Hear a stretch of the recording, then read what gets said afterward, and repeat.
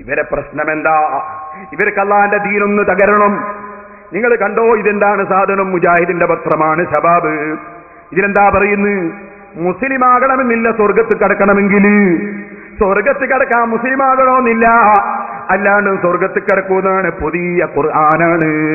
കേട്ടോളൂ, ഏത് മതക്കാരനായാലും ഏകനായ ലോകരക്ഷിതാവിനും അന്ത്യദിനത്തിലും വിശ്വസിച്ചാലേ മോക്ഷത്തിന് ഭയമോ ദുഃഖമോ ഇല്ലാത്ത ശാശ്വത ജീവിതത്തിന് അർഹത ലഭിക്കൂ എന്നാണ്.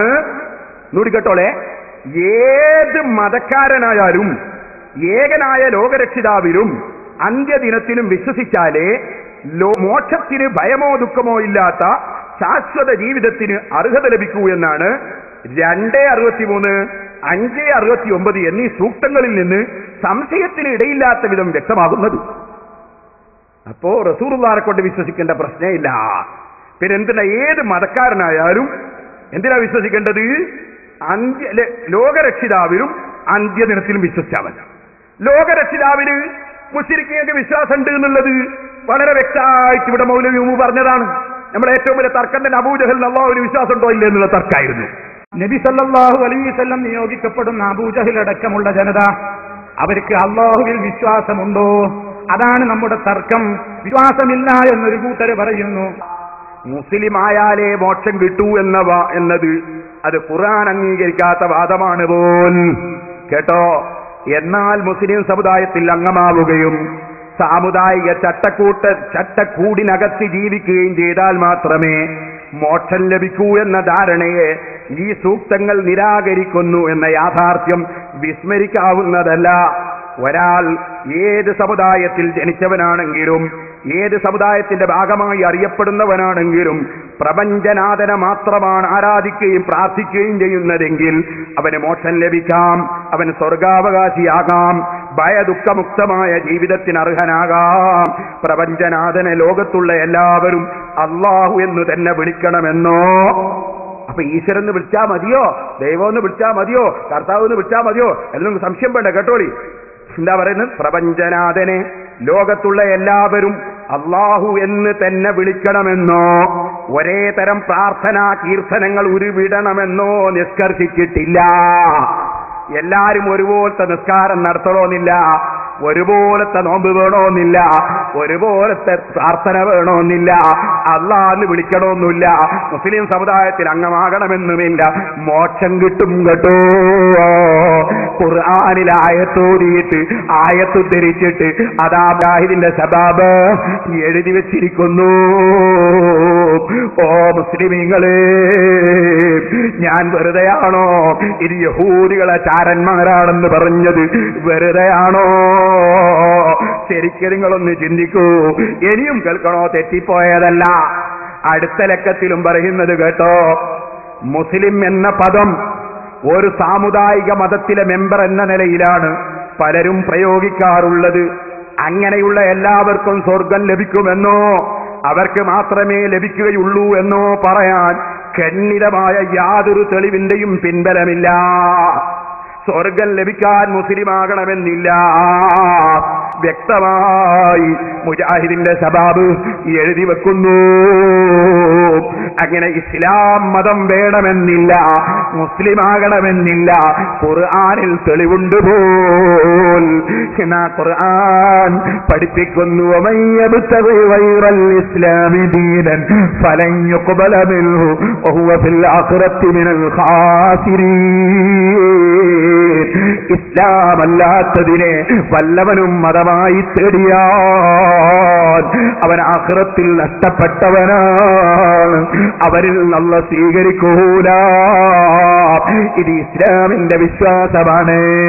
അതേ സമയത്ത് ഇസ്ലാം പഠിപ്പിക്കുന്നു, ഓ മുസ്ലിമീങ്ങളെ, നിങ്ങൾ ഹൈന്ദവരുടെ അല്ലെങ്കിൽ ക്രിസ്ത്യാനികളുടെ ആരാധ്യ വസ്തുക്കളെ ചീത്ത പറയരുത്, തെറി പറയരുത്, പ്രകോപനമുണ്ടാക്കരുത്. നിങ്ങൾ ഒരിക്കലും സൗഹാർദ്ദത്തിനെതിരായ ഒരു വാക്ക് പോലും പറയരുത്. അത് ഖുർആൻ പറയുന്നില്ല, തസുബ്ബുല്ലദീന യദഊന മിൻ ദൂനില്ലാഹി ഫയസുബ്ബുല്ലാഹ യസുബ്ബുല്ലാഹ അദുവൻ ബിഗൈരി ഇൽം. അമുസ്ലിം സഹോദരന്മാരുടെ ആരാധ്യ വസ്തുക്കളെ നിങ്ങൾ ചീത്ത പറയരുത് കേട്ടോ, തെറി പറയരുത് കേട്ടോ. അമുസ്ലിമീകൾക്ക് നിങ്ങൾ നന്മ ചെയ്യണം കേട്ടോ. ലാ യൻഹാകുമുല്ലാഹു അനില്ലദീന ലം യുഖാതിലൂകും ഫിദ്ദീനി വലം യുഖ്രിജൂകും മിൻ ദിയാരികും അൻ തബറൂഹും വതുഖ്സിതൂ ഇലൈഹിം ഇന്നല്ലാഹ യുഹിബ്ബുൽ മുഖ്സിതീൻ. അല്ലാഹുവിന് നീതി പുലർത്തുന്നവരോട് വലിയ ഇഷ്ടമാണ്. അതുകൊണ്ട് നിങ്ങളോട് എതിർപ്പ് കാണിക്കാത്ത അമുസ്ലിം സഹോദരന്മാരോട് നിങ്ങൾ നീതി പുലർത്തണേ. നിങ്ങൾ അവരോട് നല്ല നിലക്ക് വർത്തിക്കണേ, അവർക്ക് നന്മ ചെയ്യണേ. എല്ലാ സമുദായത്തിനും നന്മ ചെയ്യണം. പക്ഷേ വിശ്വാസം, നിങ്ങളെ വിശ്വാസം ഞാൻ ഇസ്ലാമിലായാലേ ആഖിറം രക്ഷപ്പെടൂ എന്ന് ഉറപ്പിച്ച് വിശ്വസിക്കണേ. ഇത് ഖുർആൻ ഖണ്ഡിതമായി പഠിപ്പിക്കുന്നു. ഖുർആനിനെതിരെ ഖുർആനിലായത്തിന്റെ നമ്പറും കൊടുത്തിട്ട് മൗലവിമാര് പറയുന്നത്, ഓ മുസ്ലിമീങ്ങളെ, നിങ്ങൾ കണ്ടില്ലേ, ഇത് ഇസ്ലാമാണോ, ഇത് യഹൂദി ചാരന്മാരാണെന്ന് വിശ്വസിക്കാൻ വകുപ്പില്ലയോ? അപ്പൊ നിങ്ങൾ മനസ്സിലാക്കണം, അതാ റസൂലുള്ളാഹിനെ വിളിച്ചാലേ കുഴപ്പമുള്ളൂ. അല്ല, നിങ്ങൾ ഏത് മതത്തിൽപ്പെട്ടാലും കുഴപ്പമില്ല. അള്ളാന്ന് വിളിക്കണമെന്നില്ല, നിസ്കാരം നടത്തണമെന്നില്ല. ഇതുവരെ ഈ മൗലവിമാര് എഴുതി വെച്ചില്ലേ, പ്രസംഗിച്ചില്ലേ? നിങ്ങൾ മനസ്സിലാക്കണം, ഈ പുത്തൻവാദികൾ അവരുടെ ഈമാൻ തൊണ്ടക്കുഴി വിട്ടുകിടക്കൂലെന്നല്ലേ റസൂലുള്ളാഹി സല്ലല്ലാഹു അലൈഹി വസല്ലം തങ്ങൾ പറഞ്ഞത്. തൊണ്ടക്കുഴി വിട്ടുകിടക്കൂല. അതിനെ സംബന്ധിച്ച് വിശദീകരിച്ചിട്ട് ബഹുമാനപ്പെട്ട ഇബ്നു ഹജർ അസ്ഖലാനി റളിയല്ലാഹു അൻഹു പറഞ്ഞു, ശരിയാണ്. പറഞ്ഞതിന്റെ അർത്ഥം എന്താണ്? അതിന്റെ അർത്ഥം, അവര് ലാ യുജാവിസു ഈമാനുഹും ഹനാജിറഹും അയന്തിഖൂന ബിശഹാദത്തൈനി വലാ യഅരിഫൂനഹാ ബിഖുലൂബിഹിം. ഷഹാദത്ത് അതുകൊണ്ട് പറയും, മനസ്സുകൊണ്ട് അവരത് അറിയുകയോ ഉൾക്കൊള്ളുകയോ ചെയ്തിട്ടില്ല. ഖുർആൻ ഓതുന്നത് കേട്ടാൽ, ഖുർആന്റെ ആയത്തിങ്ങനെ പറഞ്ഞിട്ടാലോ, അതൊരു റിവായത്തിൽ റസൂൽ തന്നെ പഠിപ്പിച്ചു, യഖറഊനൽ ഖുർആന റതബൻ, പച്ചയായി ഖുർആൻ പറയല. ഖുർആൻ ക്ലാസല്ലേ, ഖുർആൻ പച്ചയിൽ ഇങ്ങനെ ഓതലല്ലേ. അള്ളാന്റെ റസൂൽ എത്ര സുന്ദരമായിട്ടാണ് ഇവരെ ലക്ഷണം പറഞ്ഞത്. എന്നാൽ സഹോദരന്മാരെ, നിങ്ങൾ ചിന്തിക്കുക, ഈ ഹദീസിന്റെ വ്യാഖ്യാനത്തിൽ ഇബ്നു ഹജർ തങ്ങൾ പറയുന്നു, വഫീഹി സജ്റു അനിൽ അഖ്ദി ബിളവാഹിരി ജമീൽ ആയാത്തിൽ ഖാബിലത്തിൽ തവീൽ അല്ലത്തി യുഫ്ദിൽ ഖൗമി ളാഹിരിഹാ ഇലാ മുഖാലഫത്തി ഇജ്മാഇ സലഫി. മുൻഗാമികളായ മഹാന്മാര് പറഞ്ഞതിനെതിരെ തോന്നുന്ന അർത്ഥം നിങ്ങൾക്ക് ഖുർആനിന് വല്ല സ്ഥലത്തും കിട്ടുന്നുണ്ടോ? മുൻഗാമികൾക്കെതിരെ ആണെന്ന് തോന്നുന്ന അർത്ഥം കിട്ടുന്നുണ്ടോ? ആ അർത്ഥം തെറ്റാണെന്ന് വിശ്വസിക്കണമെന്ന് റസൂലുള്ള ഈ ഹദീസിലൂടെ പഠിപ്പിക്കുകയാണ്. മുൻഗാമികളെ തുടരാതെ ഖുർആൻ സ്വീകരിക്കാൻ നിവൃത്തിയില്ല. മുൻഗാമികളെ തുടർന്നുകൂടാതല്ലേ നമ്മളെ മൗലവിന്റെ പ്രധാനപ്പെട്ട ആമുഖം. മൗലവി പറയും, ഞാനൊരു ആമുഖം പറഞ്ഞിട്ടുണ്ട്, ഈ ആമുഖം നിങ്ങൾ തീരോളം മനസ്സിൽ ഓർമ്മിക്കണേന്ന് മൂപ്പര് പറഞ്ഞിട്ട്, എന്താ ആമുഖോ? മുൻഗാമികളെ സ്വീകരിച്ചുകൂടാ.